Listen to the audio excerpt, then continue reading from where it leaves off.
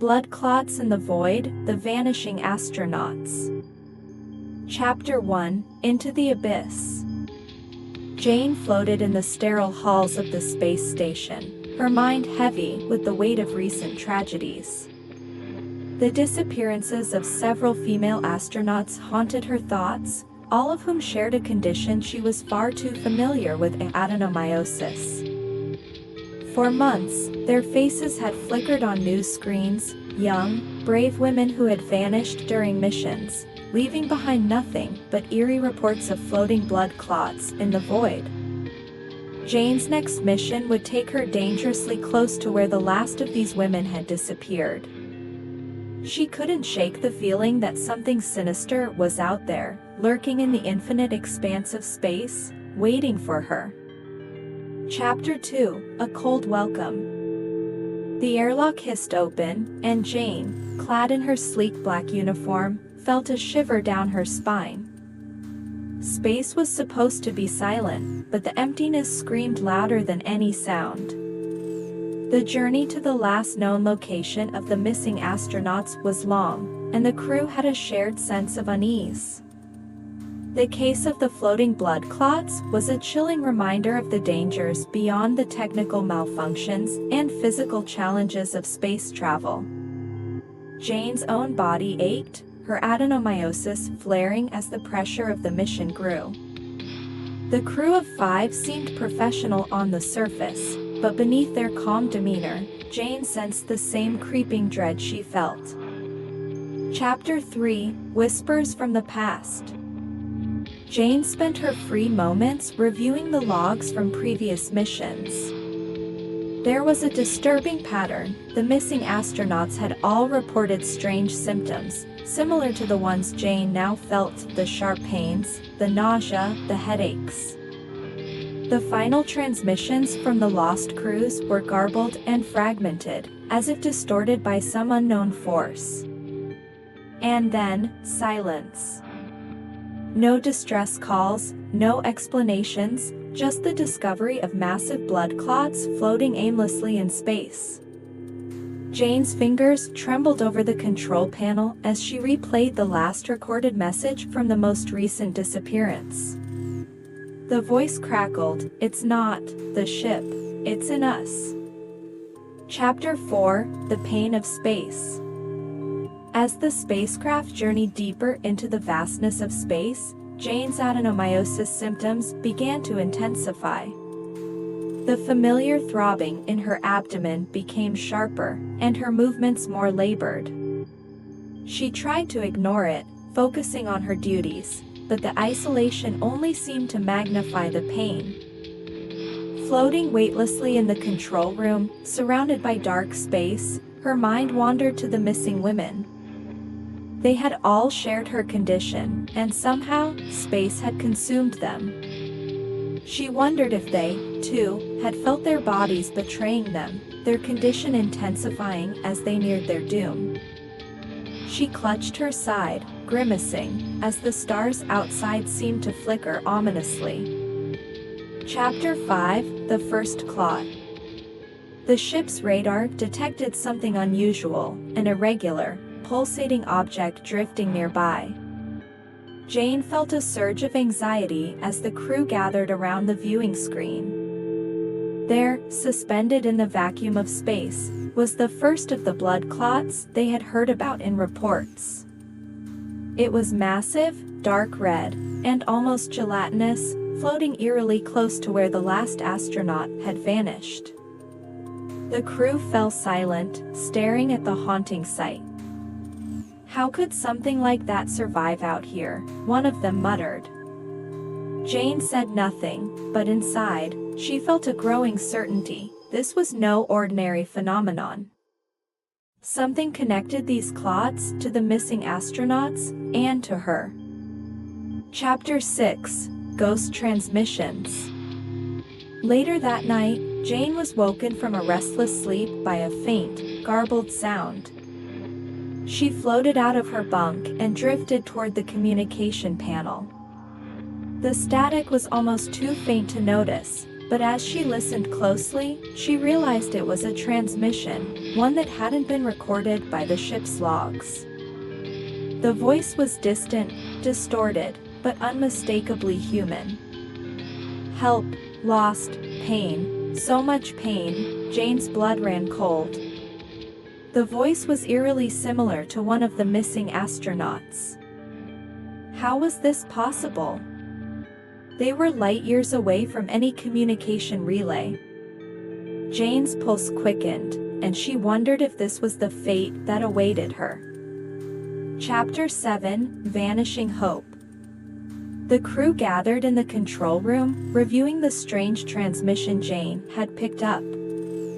They were skeptical at first, thinking it might be an old recording or a glitch in the system, but Jane wasn't convinced. The timing was too perfect, too eerie. Her stomach twisted with pain, but she pushed through, refusing to show any weakness. As the ship approached the coordinates of the last known mission, the tension grew thicker. Jane could feel her crew's confidence waning, and her own doubts gnawed at her. The blackness outside the windows felt more oppressive, as though the void itself was watching them, waiting. Chapter 8: A Dark Revelation. While scanning through encrypted logs from the space agency, Jane found something disturbing.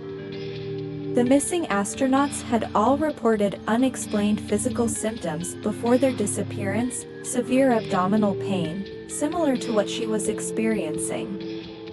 And all had been diagnosed with adenomyosis. It wasn't a coincidence. It couldn't be. The agency had known about these connections and had still sent these women into space.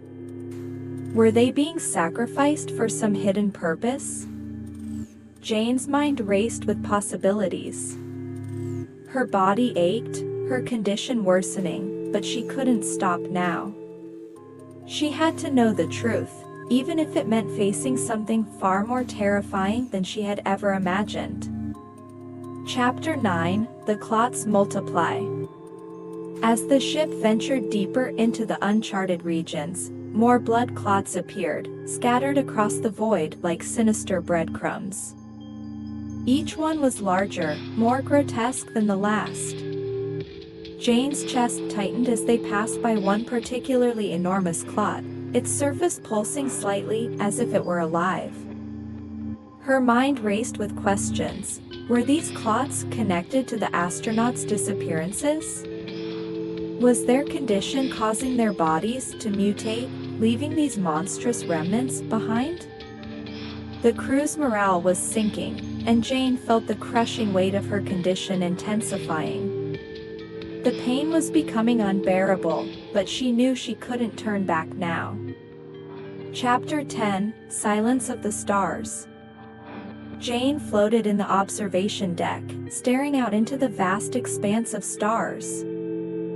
For the first time, space felt hostile. The beauty she once admired was gone, replaced by a foreboding sense of dread. The clots were multiplying, growing in size, as if space itself were infected. Jane could feel it, the pain in her abdomen worsening with every passing hour.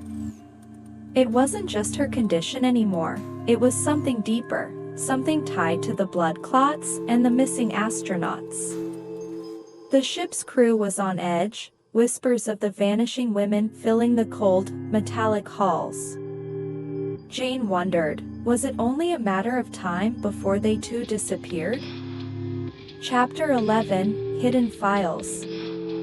Determined to uncover more about the agency's secrets, Jane began hacking into encrypted files late at night. What she found shocked her, reports from years ago detailing a connection between space travel and worsening adenomyosis symptoms. The agency had known this, but kept sending female astronauts on deep space missions, perhaps knowing they wouldn't return. Blood clots had appeared in all these missions, but no one had ever documented what they meant. Jane's hands shook as she read the final lines of one report. The condition manifests in ways beyond biological comprehension. She swallowed hard. Was she next? Chapter 12, A Crew Divided. Tensions within the crew hit a breaking point. Jane, overwhelmed by both her physical pain and the dark secrets she had uncovered, tried to warn them of the truth. But no one wanted to hear it. They were astronauts, not investigators, and their mission was to explore, not unraveled conspiracy theories. "It's all in your head," one of them snapped. Jane felt a surge of anger but also fear. Her body was deteriorating. She could feel her adenomyosis tightening its grip on her. She needed to find answers fast, but the crew was falling apart, and Jane realized she might be on her own. Chapter 13, A Phantom Presence. As Jane lay in her cabin, sleep eluded her. Her abdomen throbbed painfully, and she stared at the ceiling, trying to push through the agony. Suddenly, she felt a presence, like something or someone was in the room with her. She turned quickly, but there was no one.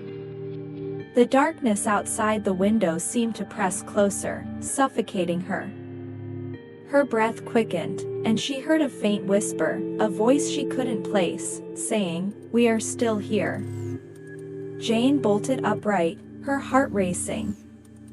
Was it her mind playing tricks, or had one of the missing astronauts reached out to her? Chapter 14, The First Collapse. Jane awoke to chaos. One of the crew members, Commander Bishop, had collapsed during a routine systems check. His body convulsed uncontrollably as the others scrambled to help. Jane rushed to his side, but the sight of him made her blood run cold. He was bleeding from his nose and mouth, his body twisted in pain. "Help me," he gasped, but as Jane reached out to touch him, his skin was ice cold. Moments later, he was gone. The crew stood frozen in horror, and Jane's eyes drifted to the large viewing window. Outside, another blood clot had appeared, bigger than any they had seen before. Chapter 15, Blood in the Stars. The ship's sensors had detected an anomaly just hours before Commander Bishop's collapse, but now it was clear, the blood clots were somehow connected to the disappearances and the sudden deaths. Jane couldn't explain it, but she knew the signs. Her adenomyosis pain had intensified dramatically just before Bishop's death, as if her body was reacting to the clots themselves. Could the missing astronauts still be out there, transformed into something else? Jane felt her insides twist with pain, her body succumbing to the same mysterious force that had claimed the others. The stars, once distant and silent, now seemed alive with a dreadful secret. Chapter 16, Descent into Fear. The crew was unraveling. Bishop's sudden death had shattered any semblance of control they had left. Fear gripped the remaining astronauts, and Jane could feel the weight of their suspicion.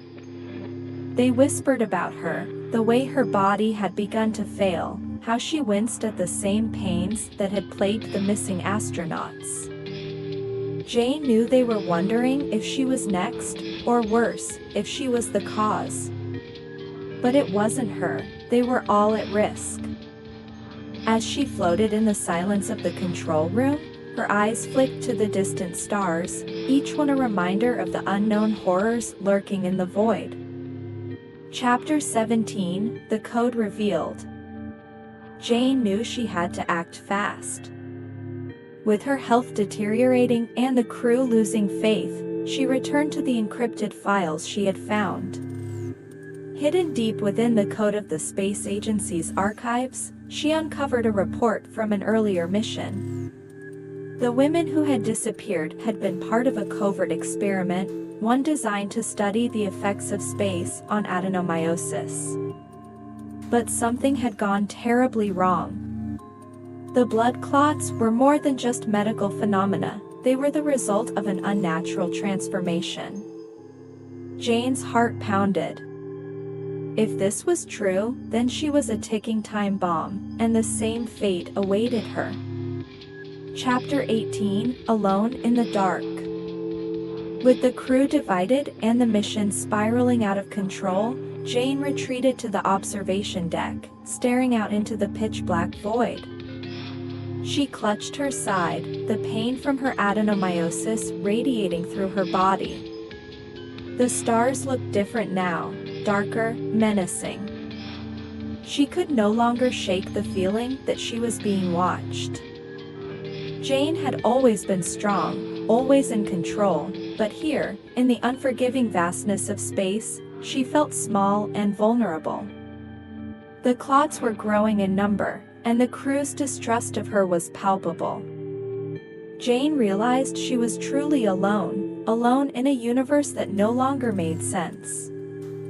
Chapter 19, The Last Transmission.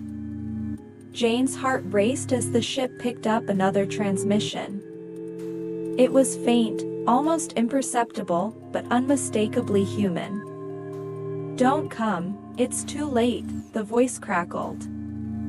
It was followed by a low, distorted sound, something between a hum and a scream. The crew gathered around the control panel, their faces pale and wide-eyed. "Is that?" one of them, one asked, voice trembling. Jane knew it had to be. The missing astronauts hadn't just vanished. They were out there, lost in the void, transformed into something else. But what? And worse, were they calling her to join them? Chapter 20, Countdown to Doom. With each passing hour, Jane's pain grew unbearable. She could hardly focus on the mission, her thoughts consumed by the massive blood clots that floated eerily outside the ship. They were like markers, each one tied to the disappearance of another astronaut. But why?